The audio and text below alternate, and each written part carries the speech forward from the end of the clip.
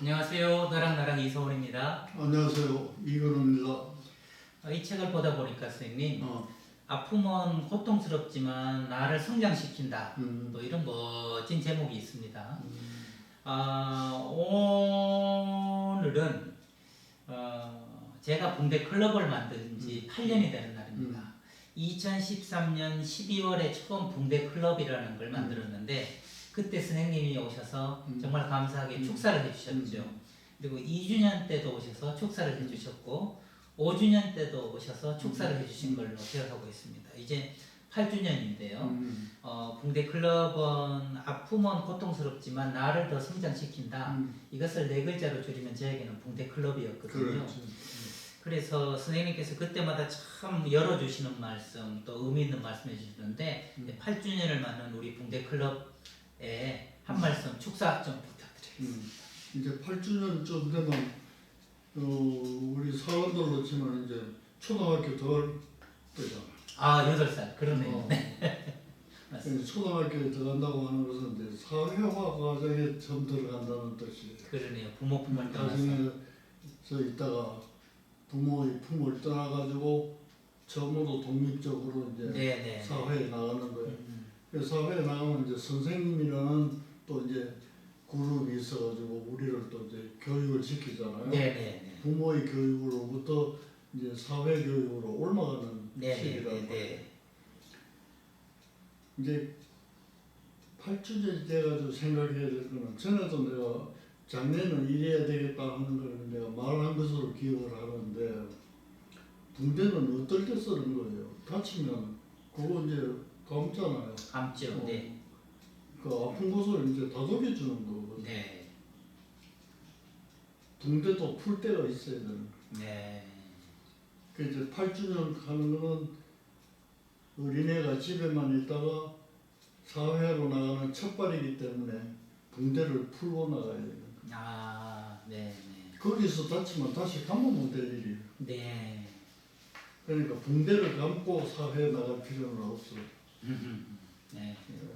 그래서 붕대를 풀고 나가야 다칠 수도 있고 안 다칠 수도 있고. 네네. 그리고 부모가 너무 조심스러워가지고 다치는 것을 염려해서 계속 붕대를 감아가지고 학교에 보낸다면 네. 그거는 붕대 없이는 살 수 없는 애가 돼버리고 네네네. 그것처럼 우리가 붕대 감는 사람으로서의 클럽인데 네. 지금부터 이제 상담 내용 같은 것도 이렇게 이제 시대적으로 좀 변화돼 가면서 맞춰서 네. 붕대를 푸는 시기로. 붕대를 푸는 시기로. 네.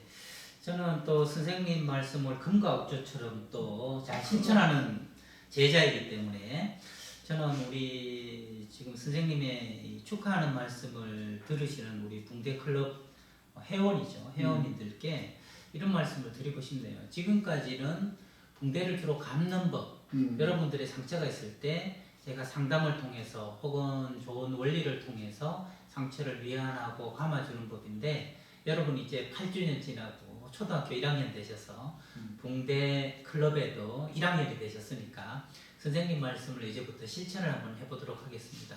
저만 붕대 클럽 밴드에 글을 쓰는 게 아니라 여러분들께서도 스스로 이제 감았던 붕대를 풀고 미숙하고 서툴지만 내가 생각하는 아픔이 있을 때 어떻게 좀 풀어야 되겠다, 또 어떻게 나아가야 되겠다 하는 것을 해주시면 그때 만약에 이런 약이 조금 더 항생제가 필요하다면 제가 그때 좀 보조적으로 말씀도 드리고 여러분들이 주체적으로 만들어 나가는 새로운 붕대를 풀고 새롭게 여러분만의 붕대를 한번 감아보는 지금까지는 제가 붕대를 감아드렸다면 그런 자율의 시기, 주체성의 시기, 주인의 시기를 맞는 그런 계기를 마련해 보도록 하겠습니다. 이게 선생님께서 아마 말씀해 주시는 깊은 뜻이 아닐까 생각하는데 어떻습니까? 네, 그렇게 해서 붕대를 잘 8년 동안 감아왔으니까 이제는 좀 나 스스로 감아보기도 하고 또 붕대 없이 살아보기도 하고 그런 자율의 붕대 클럽이 되도록 그러니까 우리가 네. 상담을 하고 정신치료를 할 때 네네. 뭐 고전적이긴 하지만 교과서에 나오는 말에 이런 말이 있어요. 환자의 문제를 완전히 해결하려고 생각하지 말아요. 네네. 환자가 그 문제에 대해서 관심을 갖고 풀려고 하는 노력이 생기면 예. 떠나보내도 좋다고 그랬어요. 음.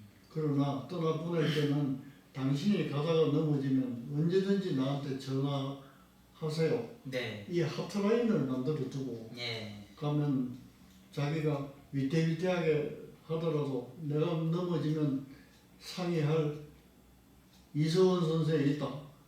이 마음이 있으면 혼자 해결해낸다는 거예요. 네. 그러나 치료자가 완벽하게 다 그걸 문제를 해결해주면은 문제만 생기면 또 좋은 거예요. 네. 자기가 해결하려고 하는 생각을 하지 않고. 네. 그 중요한 거는 그 개인이 자기 스스로 해결할 수 있는 능력을 배양시켜주는 네, 것이 네, 중요한 거지. 내가 판사처럼 앉아가지고 뭐 이러라 저러라 그런 건 아니라는 거지. 네.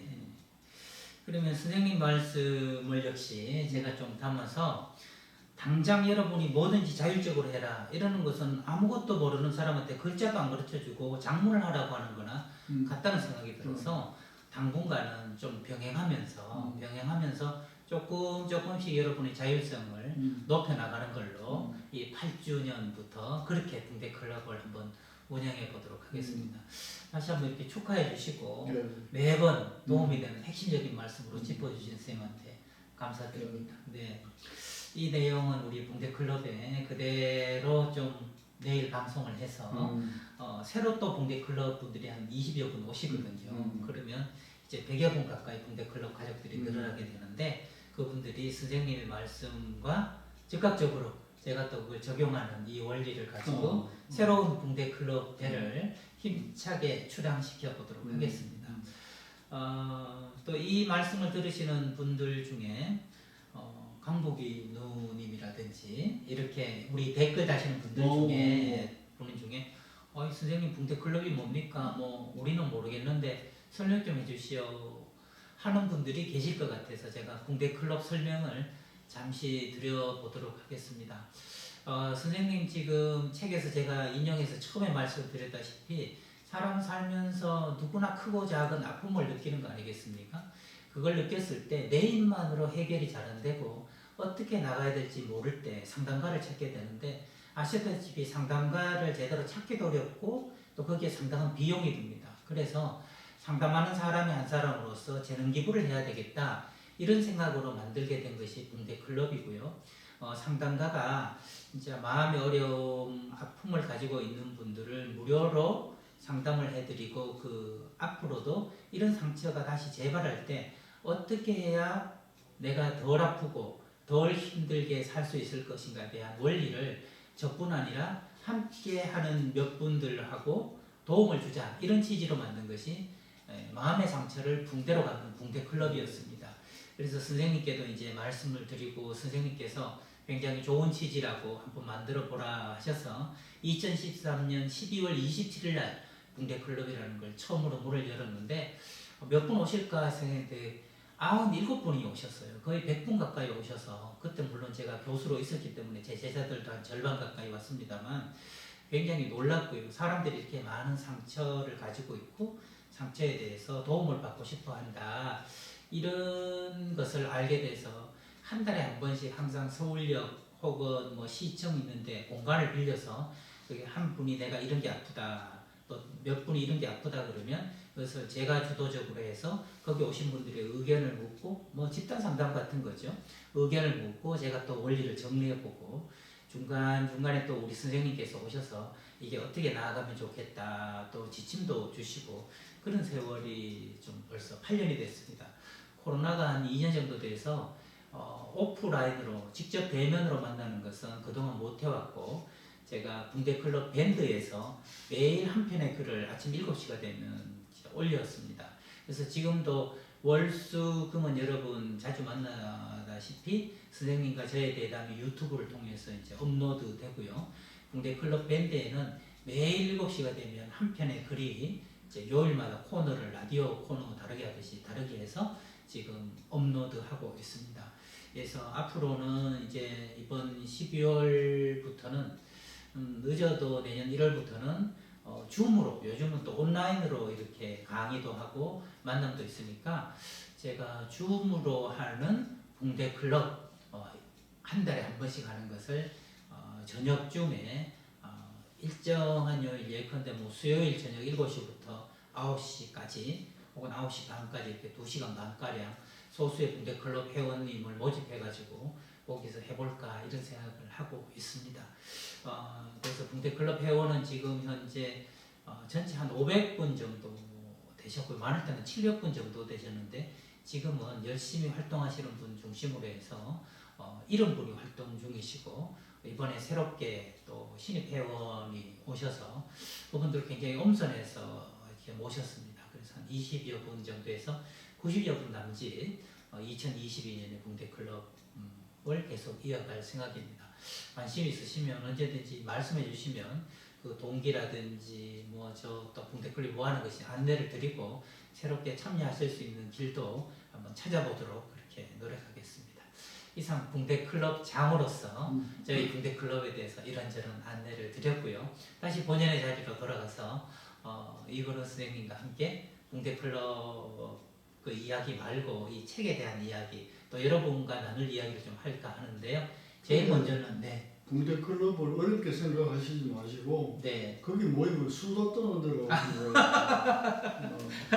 네. 예를 들면 이제 상담자하고 둘이 앉으면 딱 이 상담 세팅이 되니까 네. 치료하는 사람과 치료받는 사람 이게 구분이 되잖아. 그렇죠. 그러나 붕대 클럽은 그 상처가 있는 사람들이 모두 모여가지고 자기 얘기를 떠드는 걸 네.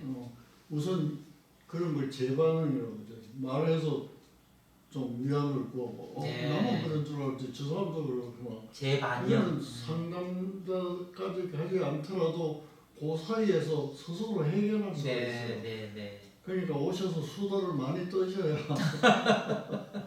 좋습니다. 많이 수다를 떠실 수 있도록 장을 저는 좀 마련하도록 하고요. 먼저 드리고 싶은 말씀은 이제 선생님이 말씀해 주셔서 연말 선물을 드리겠다고 말씀을 드렸는데 여러분께서 그 주소를 좀 올려주셔야 그리 선물 어디로 보내드릴지를 알고 제가 우편 발송을 좀 할 텐데 사실 주소를 뭐 한 분 정도만 알려주시고 저도 받고 싶어요 이러시니까 보내드릴 선물이 있어도 어디로 보내드려야 될지를 잘 모르겠어요. 그래서 이걸 근데 그건 이제 내가 답글에다가 주소를 올려주세요 그래서 네. 그랬는데 주소가 안 오러. 그러니까요. 그분은 아마 주소를 어디로 보낸 것 같은데 네. 보냈다고 해서 내가 찾지를 못하겠어. 그러니까요. 네. 그래서 선생님께서 오늘 해주시는 말씀이 이곳 주소를 알려줄 테니 그곳 주소를 적어서 그렇지. 엽서 한 장을 좀 보내면 어떠냐. 그래서 제가 지금 밑에 자막에다가 여기 주소를 여기 주소를 쓰면 아십니까? 주소 어떻게 됩니까? 종로구 서울시 종로구 평창 문화로 예. 6-1 6-1 예. 이거 다시 한번 말씀드리면 서울시 종로구 평창 문화로 6-1 그래서 몇 층이라고 보내면 되죠? 가족 아카데미요. 여기 우리 기관 이름이 가족 아카데미아니까 밑에 1층에 우편함이 있어서 정확하게 도착하거든요. 다시 한 말씀드리면 서울시 종로구 평창 문화로 6-1 가족 아카데미아 이근후 선생님께 뭐 이렇게 이근후 선생님 귀하 뭐 이렇게 해서 그럼 이 방송에 나갈 때 밑에 자막으로 한번. 네, 자막으로 제가 계속 머물도록 이렇게 하겠습니다. 그런데 보내주시는 분은 아마 어디로 보내신 것 같은데 내가 그게 찾을 수가 없어요. 네. 그러면 주덕해놓고 안 주는 게 그렇죠. 그래서 그게 마음이 아파. 네, 여러분 뭐 그 엽서 하나에 길게 쓰실 것도 없고 그죠? 그렇죠. 선생님 안녕하십니까? 받고 싶습니다. 이렇게 쓰시면 되는 거죠. 그래서 보내주시면 제가 또 정성껏 그 주소를 써서 우체국 가서 여러분들한테 연말 선물로 보내도록 하겠습니다. 선생님이나 저나 한 말을 지키고자 하는 사람이지 그것을 뭐 말해놓고 이렇게 뭐 그거 잊어버렸다 이러는 사람은 아니지 않습니까? 그래서 꼭 귀한 선물, 소중한 선물 받아보시기를 바라면서 내가 밑에 지금 적어드리는 대로 그 주소로 엽서 하나 보내주시면 그러니까 그걸 12월 말까지. 네, 12월 말까지 네. 왜냐면 이제 해피 뉴 이어 하더니까. 네, 그렇죠. 네. 12월 말까지로 해서 가급적이면 뭐 한 20일 정도 보내주시면 원래 다 가기 전에 받으실 수 있지 않겠습니까? 네, 이제 뭐 선생님 이야기로 좀 돌아와서 또 임의로 한번 펼쳐보죠. 이런 게 나왔어요. 의심은 망상으로 가는 첫 강론이다. 이거 굉장히 큰 말인데요. 이 얘기를 조금 쌤 한번 해보고 싶은데, 의심과 호기심의 차이에 대해서 선생님이 분명하게 말씀하셨어요. 답이 없이 궁금해하는 것은 호기심이고 답을 가지고 궁금해하는 것은 의심이다. 근데 이 의심이 커지면 망상으로 갈 수도 있다. 이런 뉘앙스일까요? 망상으로 가는 지름이 있다. 이렇게 말씀하셨으니까 어이쿠야 싶으면서 이 의심이 뿌리 아니겠어요? 의심에서 망상이라는 열매가 맺는 것 같은데 어떤 이야기를 좀 해주고 싶으셨던 걸까요? 근데 이제 내가 그런 얘기를 하게 되면은 우리 사회가 점점 그렇게 가는 것 같아서 사회가 네. 개인이 그러면 정신과 의사들이나 상담하시는 분들이 몇 분 안 되니까 이제 네. 해결할 수가 네. 있어요. 네. 네. 근데 이게 사회적으로 물이 들어가기 시작해요. 네. 어떤 상황이 생기면은 첫 번째 나오는 게 의심이에요. 그것도 그럴 수 있겠구나. 왜 그랬을까? 이렇게 생각을 가지는 사람은 거의 없더라고요. 그러니까 당장 이거는 뭐 때문에 그렇다 하면 답을 딱 정해놓고 네네네. 그걸 맞춰 들어가요. 장추기로 좋은 머리를 거기 쓴다는 거죠. 그러니까 그게 의심이거든. 네네. 그게 망상으로 갈 소지가 제일 큰 거예요. 네. 그리고 정신과에서 치료를 하다 보면은 그거 치료하기가 제일 힘들어요. 망상 치료가. 네. 그러니까 그거는 그리 가지 않도록 예방하는 교육. 네네. 서로 붕대 클럽에서 와서 수다 떨다 보면 자기는 정해놓고 그랬는데 이게 망상으로 가는 길이구나. 알면은 호기심으로 바꾸면 되잖아요. 그렇죠. 네네. 호기심 이상 의심을 안 하고 증거가 나오면 의심을 하면 되는 거예요. 네. 증거가 나오면 증거도 없이 카더라 이걸 가지고 답을 미리 정해놓고 네. 우리 그런 어릴 때 그런 놀이 한 거에서 한 10명이 앉아가지고 제 앞에 귀에다가 속삭거려. 지금 눈이 오다가 비로 바뀌어가지고 장마가 졌습니다. 얘는 그랬거든요. 네네. 그게 둘이 되기는 안 들었잖아. 네. 그럼 자기가 들은 걸 또 전달. 네. 제일 끝에 가면 뭐라고 하나 산에 불이 났습니다. 이런 식으로 맞아요. 저 초등학교 때 그거 많이 했어요. 앞 사람이 분단별로 전하면 제일 뒤에가 선생님은 똑같은 말을 전했는데 뒤에 전부 엉뚱한 말로 돼가지고 정답은 이거였다 하면 세상에 중간에 건너면서 얼마나 달라져요. 카드라 통신이라는 게 그렇게 되는 거고 그 의심이 점점 변해서 망상이 되니까 선생님의 큰 걱정은 옛날에는 의심사회였다면 점점 갈수록 망상사회로 이렇게 변해가는 게 심히 우려스럽다. 그런 말씀인 거잖아요. 그러면 이 의심을 호기심 쪽으로 돌리려면 그 원리 하나를 지금 아주 중간에 말씀을 해주셨는데 증거가 나오면 그때 의심해도 늦지 않다. 그렇죠. 그 얘기네요. 그죠? 증거가 나오지 않았는데도 미리 카더라. 예단해가지고 이건 분명히 득표를 하기 위해서 이렇게 하는 거예요. 우리말 중에 또 제일 좋은 게 그거 있잖아요. 합리화시킬 수 있는 말.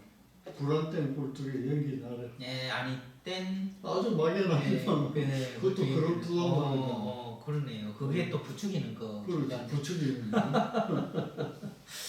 그러면 정신과에서도 가장 고치기 어렵다는 게 망상이고 망상의 뿌리는 의심이고 자기의 답을 가지고 있다는 건데 아까 이전에 선생님이 대담할 때 이런 말씀도 하셨거든요. 사회가 그렇게 비교를 부추긴다 하는 것처럼 사회가 사람을 제대로 못 믿게 한다. 그렇죠. 그게 이제 중요한 거 아니겠습니까? 근데 그게 나는 이제 정치가들한테 책임이 많다고 생각해요. 가장 주된 책임은 정치가한테 있다. 이 말을 듣기가 좀 거북하시겠지만은 정치가들의 가장 큰 소망은 뭐냐면 한 표를 얻어서 자기가 당선되는 거예요. 표. 네네. 그거 나무랄 사람 아무도 없어요. 표심을 잡는다 뭐 이렇게 표현하죠. 나무랄 사람이 없어요. 예, 예. 이쁘고 하면 되려고 나오지 뭐. 떨어지려고 떨어지려고 돈도 나오지. 얼마나 드는데요. 예. 그러니까 되려고 노력하는 것 가운데 그런 걸 활용한다 이 말이에요. 네, 네. 그걸 하지 말았으면 좋겠다는 거예요. 야, 음. 그걸 안 하면 박사님 안 되는데 어떻게 해요? 이러면 뭐라고 하죠? 그걸 그게 좀 반칙이거든 말하자면. 반칙. 운동으로 말하면 반칙. 허리 아래를 복싱해서 때리는 거예요. 반칙은 네. 어떨 때 해요? 내가 실력이 모자랄 때 하는 거예요. 네, 네, 네. 공을 차서 서로 겨루는 건데 공을 차서 내가 맨날 밀리니까 네. 멱살을 잡아버리는 거예요. 예, 못 가도. 예, 그거 반칙이잖아. 네. 그렇듯이 이런 뭐 불안된 꿈속에 연기 나라 네, 네. 예를 들면 뭐 이소 이런 것도 방송하면 또 카더라케 번질러지고 그래서 네. 이소호가 뭐 어제 호텔에서 웬 여자하고 둘이 걸어 나오더라. 아, 네. 이럴 네, 뿐이란 네, 말이에요. 네, 네, 네. 그러면 그걸 듣는 다음 사람은 손잡고 나오더라. 이래서 다음에 제일 끝에 가면 애가 둘이라 이런 정도로 되는 거예요. 네, 네, 그러니까 네. 이제 그 자기가 한 표를 얻기 위해서 하는 거는 좋지만 네. 그렇게 얘기해가지고는 이 사회를 의심 사회로 만든다는 것은 부메랑이에요. 네. 그것이 결국 자기한테가 화살로 꼽히는 거예요.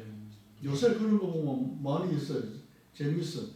10년 전에 했던 얘기를 끄집어내가지고 낙마시키는. 아, 그렇죠. 네. 그러니까 그런 이제 카드라든지 불안된 꿀뚝에 뭐 이런 식의 예. 거는 하지 말았어요.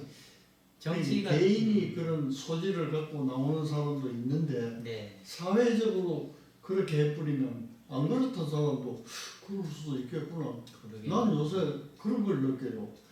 집에 가면 텔레비를 틀어놓고 이제 눈을 안 보니까 귀로 이제 듣는데 네. 듣다가 보면 말이지 똑같은 얘기 처음에는 말도 안 되는 소리 이랬다고도 말이지 나는 뉴스만 듣거든. 네네네. 딴 거는 네네. 이 연결성이 있어야 되니까 연결성 없이 내가 연속극을 볼 수가 없으니까 밤에 잘 때쯤 되면 말이지 그놈이 바람 피웠구나 오, 말도 안 이 되는 생각이 드는 소리가 거예요. 주무시기 전에는 바로 피웠구나 이렇게. 그럼. 네. 그래서 이제 내가 정신과를 하는 사람이고 이걸 판별을 못하는 사람도 아닌데 네. 뉴스를 제일 처음에 KBS부터 시작하면 KBS, MBC, SBS, 그다음에 네. 뭐 SBS, JTBC 뭐 다. 동아, 네. 뭐또뭐 조선, TV 조선, 뭐 네. MBN, 네네. YTN, 맞아요. 연합, 몇점 그거 다 듣다가 보면 네. 그 사람 정말 그렇게 쓸는지도 모르겠구나 이래가는 거예요. 네네. 그게 다행히 자고 나면 또 그게 아닌데 하고 오니까 나는 깨끗한 다행인데 새정신으로 되게 하는데. 그걸 계속 그렇게 한다고 보면 그건 내 책임이 아니에요. 네, 사회가 네, 자꾸 네. 그렇게 만드는 거예요. 예. 끝나고. 그 젊은 사람들 가운데 가스라이팅 가스라이팅. 네. 그런 유행어가 있던데 그거는 마찬가지예요. 거짓말도 세 번 하면 참말이에요. 네네. 정말로 들리거든. 거의 뭐 세뇌 수준으로. 세뇌 수준으로도 마찬가지. 예. 그래서 겁이 난다는 뜻이에요. 그렇군요. 일단 망상에 빠지면 되돌리기가 너무너무 힘들어요. 그냥 힘든 게 아니고 너무 너무너무 힘드니까. 너무 힘들고 다른 사람에게 주는 폐해도 굉장히 많고 망상 때문에. 네. 그래서 나는 그게 제일 걱정. 아, 그러시군요. 선생님, 이 이제 사실 사회라는 건 워낙 거대하고 오랜 세월이 걸리기 때문에 가정으로 조금 단위를 좁혀서 마지막으로 한번 생각을 해본다면 가정에서 부모를 믿는 마음, 트러스트하는 거. 그럼. 그게 어떻게 보면 의심을 덜하게 되는 가정 단위의 핵심 아니겠습니까? 아까 라즈반다리 선생님이 1%만 명상을 해도 지구는 이 세상은 평화로워진다는 말씀처럼 집에서 정말 아이들한테 든든하게 믿음을 주는 부모가 몇 프로만 돼도 좀 더 신뢰 사회로 갈 수 있지 않을까 싶은 생각이 이론적으로도 그래요. 그렇죠. 네. 인간이 태어나서 제일 먼저 인격 발달하는 게 트러스트예요. 트러스트. 신뢰. 네. 그 부모를 신뢰할 수 없으면 부모를 신뢰할 수 없는데 누구를 신뢰? 맞습니다. 근데 이제 신뢰라는 것이 결국 같은 행동이 같은 상황에서 계속 반복될 때 그걸 믿는 거 아니겠습니까? 그럼.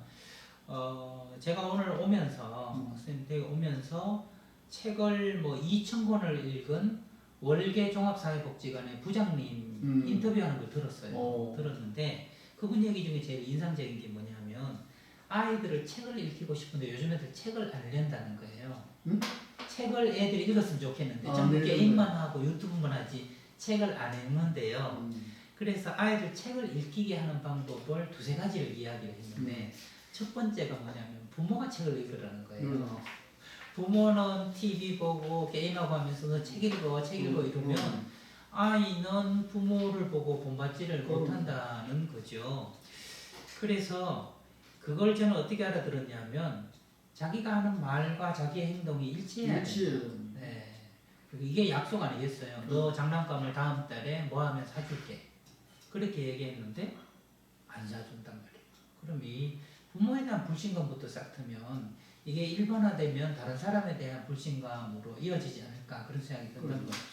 우리가 사람 살다가 보면 인격이 발달하잖아요. 네. 인격이 발달하는 제일 기본적인 메커니즘이 뭐겠어요? 모범이에요, 모범. 모범. 네. 모범. 네. 그러니까 부모가 하는 걸 따라서 하는 거예요. 네. 그게 좋다 나쁘다는 분별력도 없으면서 모델링, 모범. 네. 모델이 부모니까 네. 부모가 하는 대로 자기는 따라하는 거예요. 네. 그 내가 이제 정신과를 하고 뭐 이러면서도 애들한테 이제 미안한 거는 뭐라고 일요일날 이렇게 오면 말이죠. 낮에 이제 이걸 환자들한테 그 말을 듣다 보면 피곤해요. 아, 그렇죠. 말은 네네네. 말을 집중해서 들어야 되니까 네. 놓치면 안 되잖아요. 네네네. 놓치면 치료를 해줄 수 없고 그거 안 놓치려고 하면 헛한 소리도 다 들어야 되니까 신경이 다 집중됐어. 그렇죠. 네. 어디서 그 핵심이 나올지 알 수 모르니까 없죠. 네. 그리고 집에 가면 굉장히 피곤해요. 녹초가 되죠. 그러니까 이제 그 아내는 그런 말도 하죠. 밖에 나가서는 말을 그렇게 잘 들어주면서 집에 와서는 뭐 이제 그런 걸 내가 실수할 수는 없지만 집에 가면 뭐 입이 다물어지니 기초 따다 네. 너무 피곤한 거예요. 근데 일요일날에 갔다 근데 밖에서 전화가 온단 말이에요. 그러면 애한테 아빠 전화 와서 이러면 없다고 그래.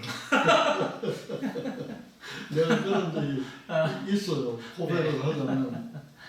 그러면 내 애가 나를 보면 있어도 없다 해도 되는구나. 그렇죠. 이거 거짓말 하라는 거를 아버지가 모델로 그냥 보여준 거죠. 어느 정도 모방해서 애들이 거짓말 하는지는 모르겠는데 뭐 내 생각은 안 했으면 좋겠는데 내가 그런 일을 저질러 놨으니까 대선들의 영향이 적기를 바라 너무 죄송해요 그런 거. 선생님 거기서 신뢰가 생겨요. 그러네요. 아빠는 말만 뭐 정직해라 이래놓고 말이지. 자기 그거 있으면서 전화에는 없다 하라 하면 그게 정직한 게 아니잖아요. 네. 이유야 어찌됐든 간에 정직했어야 되는데 하는 말씀으로 좀 들리고요.